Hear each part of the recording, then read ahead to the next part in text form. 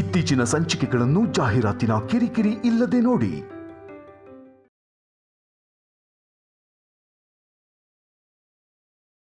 ನಿಮ್ಮ ಆರೋಗ್ಯ ಹೀಗಿರುವಾಗ ನೀವು ಬೆಟ್ಟ ಗುಡ್ಡ ಹತ್ಬಾರ್ದು ಅಂತ ಡಾಕ್ಟ್ರೇ ಹೇಳಿದಾರಲ್ಲ.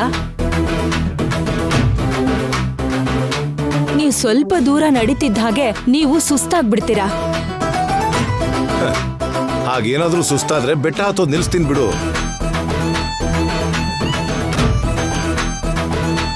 ಹಾಗೆ ನಿಲ್ಸೋದು ಒಳ್ಳೇದಲ್ಲ, ಅದಕ್ಕೆ ಬೇಡ ಅಂದಿದ್ದು.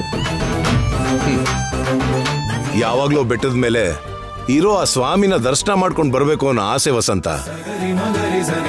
ನಿಮ್ಮ ಆರೋಗ್ಯ ಪೂರ್ತಿಯಾಗಿ ಸರಿ ಆದ್ಮೇಲೆ, ನಿಮ್ಮ ಆಯಾಸ ಪೂರ್ತಿ ಕಡಿಮೆ ಆದ್ಮೇಲೆ ಡಾಕ್ಟ್ರನ್ನೇ ಕೇಳಿ ಅವ್ರು ಒಪ್ಕೊಂಡ್ರೆ ಆಗ ಬೆಟ್ಟ ಹತ್ತಿ ದರ್ಶನ ಮಾಡಿವ್ರಂತೆ. ಸರಿನಾ? ಸರಿ ಬಿಡು. ಹೆಂಡತಿ ಮಾತು ಕೇಳ್ಬೇಕಲ್ವನಪ್ಪ. ಅದು ಮದ್ವೆ ದಿನದಂದು ಖಂಡಿತವಾಗ್ಲೂ ಕೇಳ್ಬೇಕು.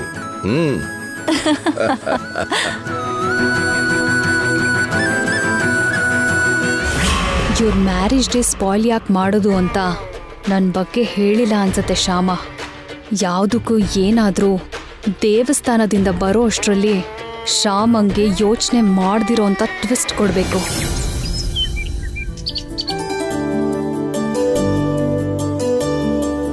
ಕೃಷ್ಣ, ಇವತ್ತು ನನ್ನ ಅತ್ತೆ ಮಾವನ್ ಮದ್ವೆ ದಿನ. ಆ ದಂಪತಿ 100 ಕಾಲ ಸುಖವಾಗಿರೋ ಹಾಗೆ ಆಶೀರ್ವಾದ ಮಾಡು ಕೃಷ್ಣ.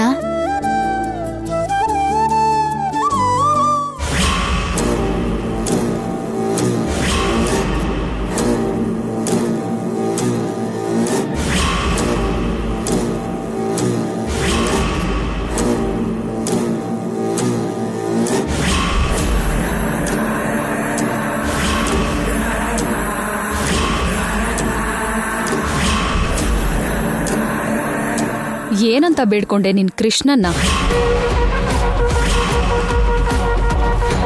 ಐಶ್ವರ್ಯ ಅಕ್ಕನ್ ಸೀಕ್ರೆಟ್ ಬೇಗ ಹೊರಗ್ ಬರೋ ಹಾಗೆ ಮಾಡು ಕೃಷ್ಣಯ್ಯ ಅಂತ ಅನ್ಕೊಂಡ್ಯಾ? ಹೌದು, ರಾತ್ರಿ ಅತ್ತೆ ಅರೆಸ್ಟ್ ಆಗೋಕೆ ಕಾರಣ ನಾನೇ ಅಂತ ಎಲ್ರಿಗೂ ಹೇಳ್ತೀನಿ ಅಂತ ಅಷ್ಟು ಸ್ಪೀಡಾಗಿ ಹೋದೆ. ಮತ್ತೆ ಅಷ್ಟೇ ಸ್ಪೀಡಾಗಿ ಹೇಳ್ದೆ ಸುಮ್ನಾಗ್ಬಿಟ್ಟಿಯಲ್ಲ. ಓಹೋ, ಅವ್ರ ಮದ್ವೆ ದಿನ ಹೇಳೋದ್ ಯಾಕೆ ಅಂತ ಆ ಹೇಳೋ ಪ್ರೋಗ್ರಾಮ್ನ ನೀನು ಪೋಸ್ಟ್ಪೋನ್ ಮಾಡ್ಕೊಂಡ್ಯಾ?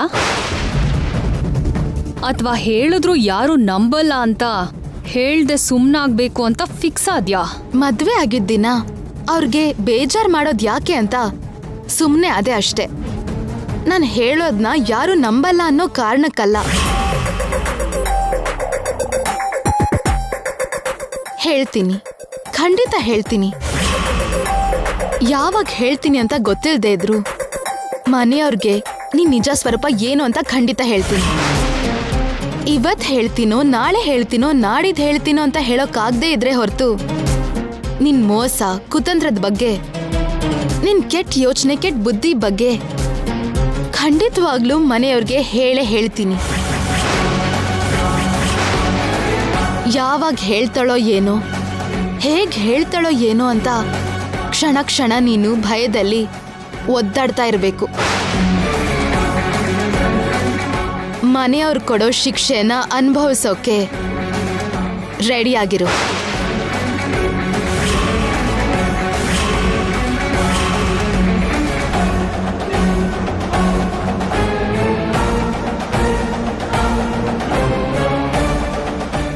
ಹುಚ್ಚ ಶ್ಯಾಮ, ಮನೆಯವರು ಶಿಕ್ಷೆ ಕೊಡೋದು ನನಗಲ್ವೇ, ನಿನಗೆ.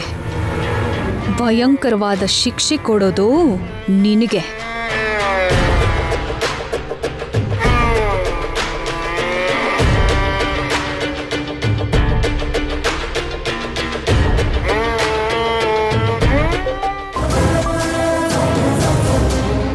ಹಲೋ. Hello madam. ನಿನ್ನ ಹತ್ರ ಒಂದು ಮುಖ್ಯವಾದ ಕೆಲಸ ಇದೆ. ಹೇಳಿ ಮೇಡಮ್.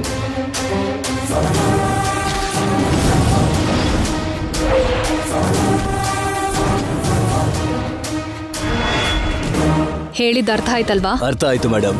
ನಾನು ಹೇಳಿದ್ದನ್ನ ಹೇಳ್ದ ಹಾಗೆ ಮಾಡಿದ್ರೆ ನನ್ನ ಪ್ರಾಬ್ಲಮ್ ಮಾಯ ಆಗುತ್ತೆ. ನಿನ್ನ ಅಕೌಂಟಲ್ಲಿ ಅಮೌಂಟ್ ಬರುತ್ತೆ. ಓಕೆ? ಓಕೆ ಮೇಡಮ್, ಬಾಯ್.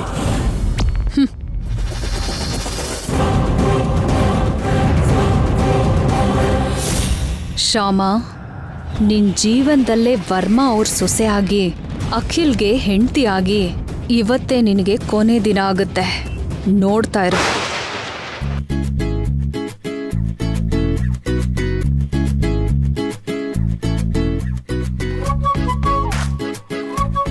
ಏನ್ ಸರ್, ನಾವು ದೇವಸ್ಥಾನಕ್ಕೆ ಹೋಗ್ಬೇಕನ್ನೋ ವಿಷಯ ಮರ್ತ ಹೋದ್ರ ಹೇಗೆ? ಹೀಗ್ ಕೂತಿದಿರಲ್ಲ? ನೆನ್ಪಿದೆ. ಮತ್ತೆ ಯಾಕಿನ್ನು ಸ್ನಾನ ಮಾಡಿ ರೆಡಿ ಆಗಿಲ್ಲ? ಸಿಟ್ಟು ಬಂದಿದೆ. ಏನು? ನನಗೆ ಸಿಟ್ಟು ಬಂದಿದೆ. ಸಿಟ್ ಬಂತ? ಯಾಕೆ? ಏನೋ ಒಂದಕ್ಕೆ. ಏನೋ ಒಂದಕ್ಕ? ಒಂದಕ್ಕೆ ಮಾತ್ರನೇ ಅಲ್ಲ, ಇನ್ನೂ ಒಂದಕ್ಕೂ ಕೂಡ. ಸರಿ, ಯಾವ್ದ್ಯಾವ್ದಕ್ ಸಿಟ್ ಬಂತೋ ಅದೆಲ್ಲ ಹೇಳಿ. ಮಮ್ಮಿ ಡ್ಯಾಡಿ ಮ್ಯಾರೇಜ್ ಡೇ ಸಂದರ್ಭಕ್ಕೆ ರಾತ್ರಿ ಸರ್ಪ್ರೈಸ್ ಪ್ಲಾನ್ ಮಾಡಿದ್ದೆ ತಾನೆ? ಹೌದು. ಆ ಪ್ಲಾನ್ ನಂದೇ ಅಲ್ವಾ? ಹೌದು. ಅಷ್ಟು ಒಳ್ಳೆ ಪ್ಲಾನ್ ಮಾಡಿದ್ದಕ್ಕೆ ನನ್ ಕೆನ್ನೆಗೆ ಒಂದು ಮುತ್ತಾದ್ರೂ ಕೊಟ್ಯಾ? ಇಲ್ವೇ? ಒಂದು ಹಗ್ಗಾದ್ರೂ ಕೊಟ್ಯಾ? ಅದು ಇಲ್ವೇ? ಓ, ಅದಕ್ ಸಿಟ್ ಮಾಡ್ಕೊಂಡಿದೀರಾ? ಇನ್ನೂ ಒಂದಕ್ಕೆ ಸಿಟ್ಟು ಬಂದಿದೆ ಅಂತ ಹೇಳ್ದೆ ತಾನೆ? ಅದು ಏನು ಅಂತಾನು ಹೇಳ್ಬಿಡಿ. ಮಮ್ಮಿ ಈ ಕೇಸಿಂದ ಹೊರಗಡೆ ಬಂದಿದ್ದು ನಿನ್ನ ಐಡಿಯಾದಿಂದ ತಾನೆ?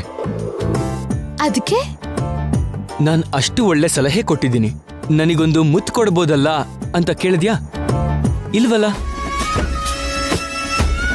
ಮುತ್ತಿನ ಜೊತೆಗೆ ಒಂದು ಹಗ್ಗಾದ್ರೂ ಕೇಳಿದ್ಯಾ? ಅದೂ ಇಲ್ವೇ? ನನಗೂ ಮುತ್ತು ಕೊಡ್ಲಿಲ್ಲ, ಹಗ್ಗು ಕೂಡ ಇಲ್ಲ. ನಿನಗಾದ್ರೂ ಮುತ್ತು ಬೇಕು ಅಂತ ಕೇಳಲಿಲ್ಲ, ಹಗ್ ಮಾಡು ಅಂತನೂ ಕೇಳಲಿಲ್ಲ. ಅದಕ್ಕೆ ಸಿಟ್ಟು ಬಂತು.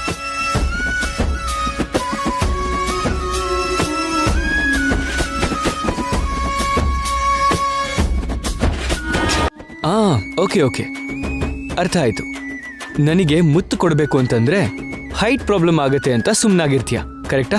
ಅಂದ್ರೆ ನಾನ್ ಕುಳ್ಳಕ್ಕಿದ್ದೀನಿ ಅಂತ ರೇಗಿಸ್ತಾ ಇದ್ದೀರಾ? ನಾನಿನ್ನ ರೇಗಿಸ್ತಾ ಇಲ್ಲ, ಹೈಟ್ ಪ್ರಾಬ್ಲಮ್ ಏನು ಅಂತ ಅಂದ್ಕೊಂಡೆ. ನೀವೇನಾದ್ರೂ ಅಂದ್ಕೊಳ್ಳಿ, ಕುಳ್ಳಿಗಿರೋರ್ಗೆ ಜಾಸ್ತಿ ಬುದ್ಧಿ ಇರತ್ತೆ. ಆ ವಿಷಯ ನಿಮಗ್ ಗೊತ್ತಾ? ಹಾಗಾದ್ರೆ ಆ ಜಾಸ್ತಿ ಬುದ್ಧಿಯಿಂದ ಒಂದನ್ನ ಹೊರಗಡೆ ತೆಗೆದು ನನ್ ಕೆನ್ನೆಗೆ ಒಂದ್ ಮುತ್ತು ಕೊಡು.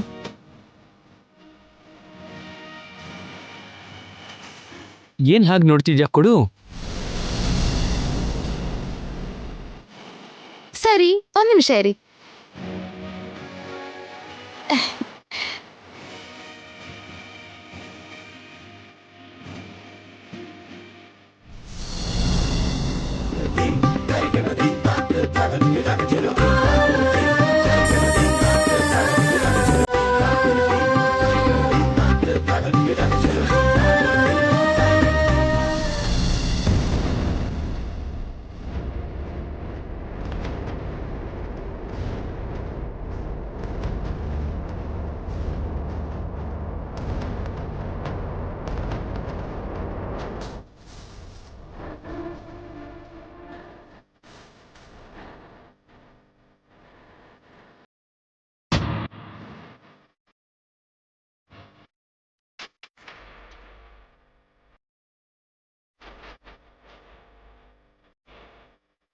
ನನ್ನ ಅತ್ತೆ ಮಾವನ್ ಮ್ಯಾರೇಜ್ ಡೇಗೆ ಒಳ್ಳೆ ಸರ್ಪ್ರೈಸ್ ಪ್ಲಾನ್ ಮಾಡಿದ್ದಕ್ಕೆ ಕಾಂಪ್ಲಿಮೆಂಟ್ ಆಗಿ ಈ ಮುತ್ತು. ಮಮ್ಮಿ ನಿರಪರಾಧಿ ಅಂತ ಪ್ರೂವ್ ಮಾಡೋದಕ್ಕೆ ಅಡ್ವೈಸ್ ಕೊಟ್ಟಿದ್ದಕ್ಕೆ ಕಾಂಪ್ಲಿಮೆಂಟ್ ಈ ಮುತ್ತು.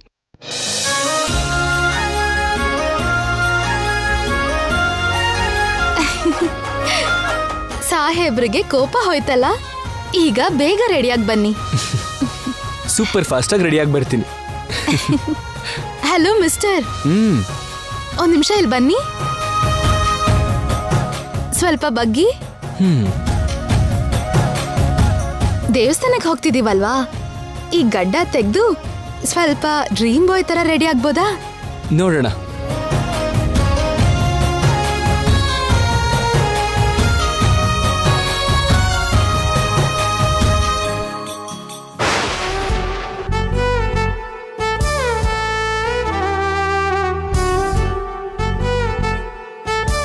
ಬನ್ನಿ ಬನ್ನಿ, ನಿಮ್ಗೋಸ್ಕರನೇ ವೇಟಿಂಗ್.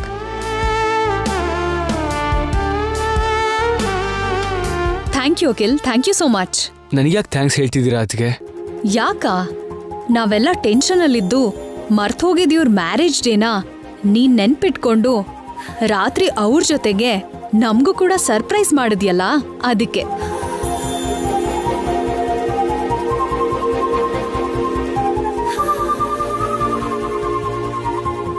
ಆದಿ ದಂಪತಿ ಆಗಿರೋ ಈ ದಂಪತಿಗೆ 3 ಮಕ್ಕಳು 3 ಸೊಸೆಂದ್ರು ಇದ್ರು. ದ ಬೆಸ್ಟ್ ಮಗ ಸೊಸೆ ಮಾತ್ರ ನೀವೇ.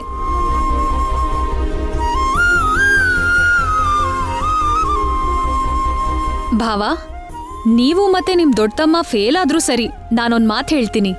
ಅಖಿಲೆ ಮನೆಗೆ ಚಿಕ್ಕ ಮಗ ಆದ್ರೂ ನಂಬರ್ 1 ಮಗ ಅಖಿಲೆ.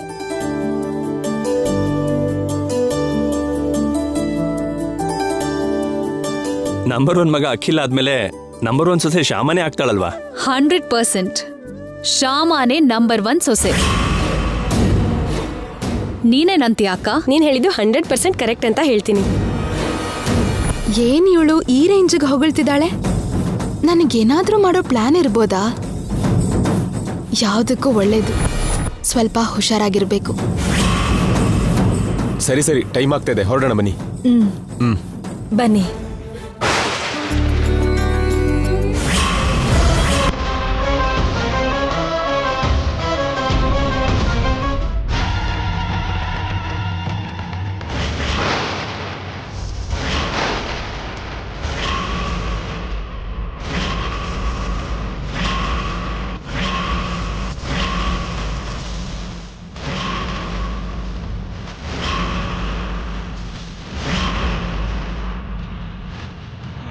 ಇದೇನ್ರಿ, ಶುಭ ಅಂತ ಗುಡಿಗೆ ಹೊರಟಿದ್ರೆ ಕುಂಬಳಕಾಯಿ ಹೀಗ್ ಬಿದ್ಬಿಡ್ತು.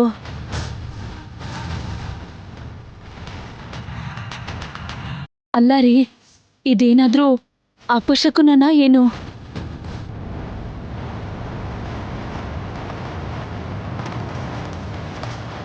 ಮಮ್ಮಿ, ನೀವು ಸುಮ್ಮನೆ ಏನೇನೋ ಯೋಚನೆ ಮಾಡಿಬಿಡಿ. ಹಗ್ಗ ಲೂಸ್ ಆಗಿರುತ್ತೆ, ಕುಂಬಳಕಾಯಿ ಬಿದ್ದಿರುತ್ತೆ, ನೀವೇನು ಟೆನ್ಷನ್ ಆಗಬೇಡಿ. ಅಷ್ಟೇ ಅಷ್ಟೇ, ಅಖಿಲ್ ಹೇಳಿದ್ದೆ ಕರೆಕ್ಟ್. ನೀವೇನು ಟೆನ್ಷನ್ ಆಗ್ಬಿಡಿ ಅತ್ತೆ. ಇನ್ಮೇಲೆ ನಿಮ್ಗೆ ಏನೂ ಕೆಟ್ಟದಾಗಲ್ಲ, ಎಲ್ಲ ಒಳ್ಳೇದೇ ಆಗುತ್ತೆ. ಯಾವುದಕ್ಕೂ ಒಳ್ಳೇದು. ಕಾರ್ ಹೊರಡೋಕ್ ಮುಂಚೆ ಒಂದು ತೆಂಗಿನಕಾಯಿ ಹೊಡಿರಿ. ಅಶೋಕ್.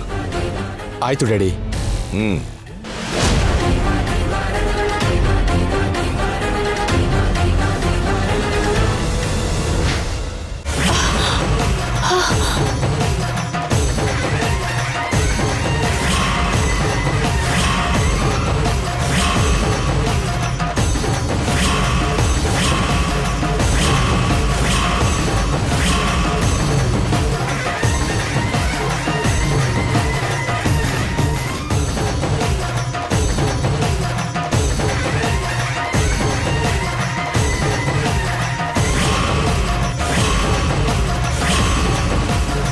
ಅಯ್ಯಯ್ಯೋ, ಅತ್ತೆಯವ್ರ ಕುಂಕುಮ ಏನು ಹಾಗೆ ಹೊಟ್ಟೋಯ್ತು? ನೀರು ಬಿದ್ದಾಗ ಹೋಗ್ದೆ ಹೇಗಿರತ್ತಕ್ಕ? ನೀನು ಸುಮ್ಮನೆ ಗಾಬರಿ ಆಗಿ ಅತ್ತೆಯನ್ನು ಭಯಪಡಿಸ್ಬೇಡ.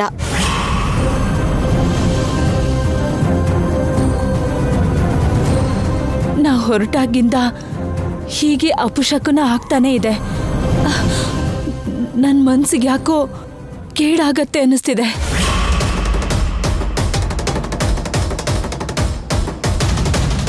ನೀವೇನು ಯೋಚನೆ ಮಾಡಬೇಡಿ ಅತ್ತೆ, ಅಂಥದ್ದೇನೂ ಆಗಲ್ಲ. ನಮಗೆ ಯಾವ ಕಷ್ಟನೂ ಆಗಲ್ಲ, ನೀವು ಧೈರ್ಯವಾಗಿರಿ. ಕೃಷ್ಣ ಇದ್ದಾನಲ್ಲ, ಭಯ ಯಾಕೆ?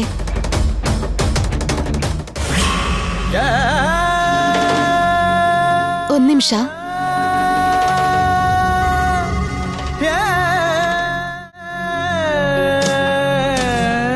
ಕೃಷ್ಣ, ಅಲ್ಲಿ ಅತ್ತೆಗೆ ಧೈರ್ಯ ಹೇಳೋಕೆ ಹಾಗೆ ಮಾತಾಡ್ದೆ.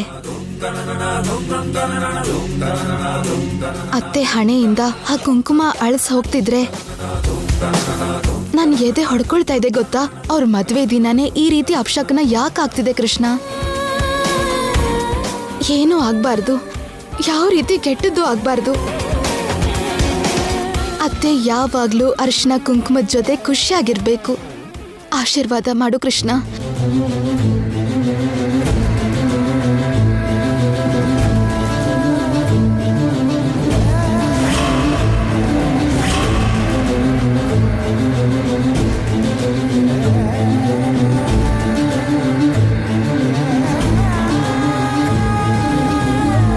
ಅತ್ತೆ, ಕೃಷ್ಣನ್ ಕುಂಕುಮ ಇಟ್ಟಿದ್ದೀನಿ. ಇನ್ ನೀವು ಧೈರ್ಯವಾಗಿರಿ.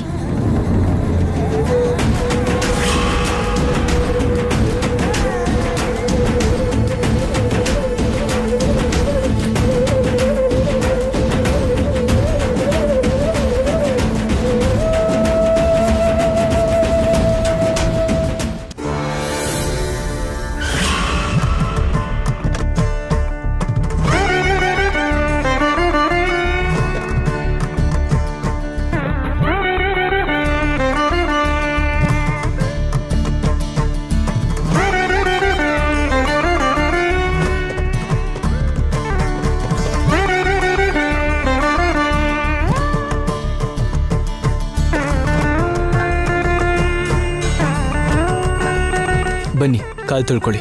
ನೀವ್ ತೊಳ್ಕೊಳ್ಳಿ. ಪರವಾಗಿಲ್ಲ, ನೀನ್ ತೊಳ್ಕೊ.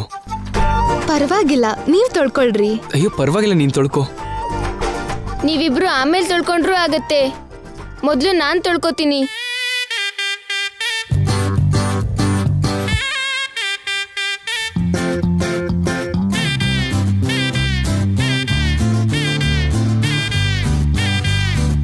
ಬೇಗ ತೊಳ್ಕೊಂಡು ಬನ್ನಿ. ಇಲ್ಲಿ ನೀವಿಬ್ರು ನೀನ್ ತೊಳ್ಕೊ ಅಂತಿದ್ರೆ ಅಲ್ಲಿ ಅಭಿಷೇಕ ಪೂರ್ತಿ ಆಗೋಗುತ್ತೆ.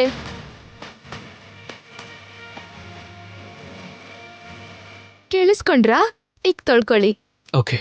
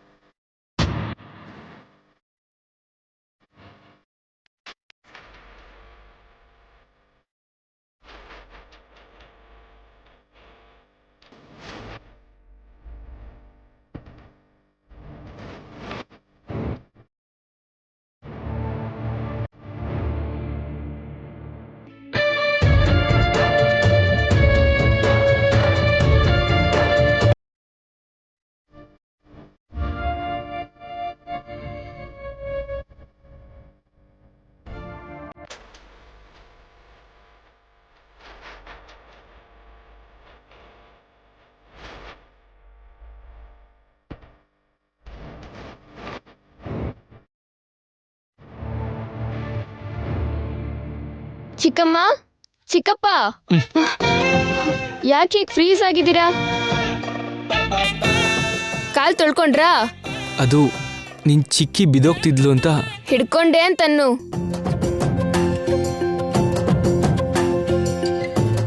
ನೋಡ್ದೆ, ನೀನ್ ಹಿಡ್ಕೊಂಡಿದ್ದೀನ ನಾನು ನೋಡ್ದೆ. ನಾನು ಫೋಟೋನು ಕೂಡ ತೆಗ್ದೆ.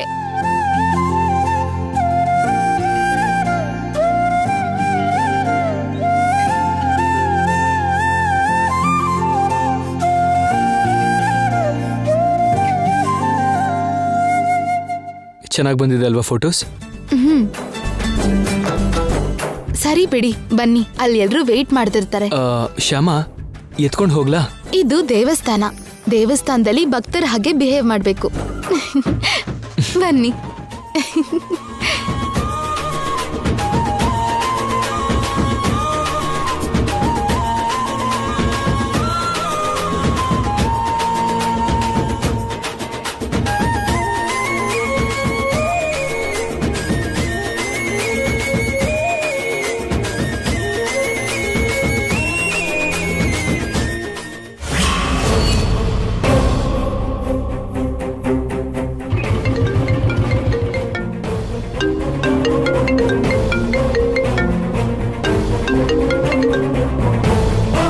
Hello madam.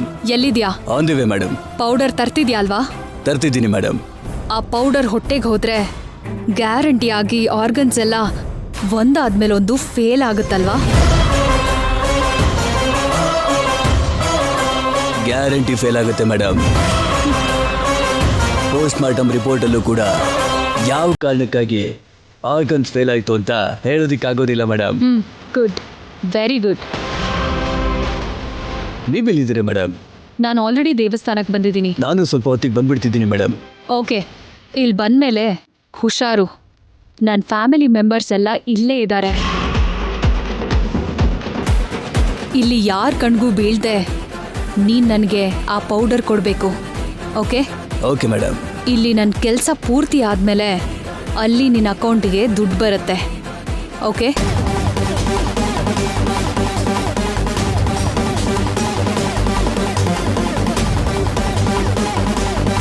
Okay madam. ಬೇಗ ಬಂದ್ಬಿಡು, ನಿನಗೋಸ್ಕರ ವೇಟ್ ಮಾಡ್ತಾ ಇದ್ದೀನಿ. ಸರಿ ಮೇಡಮ್.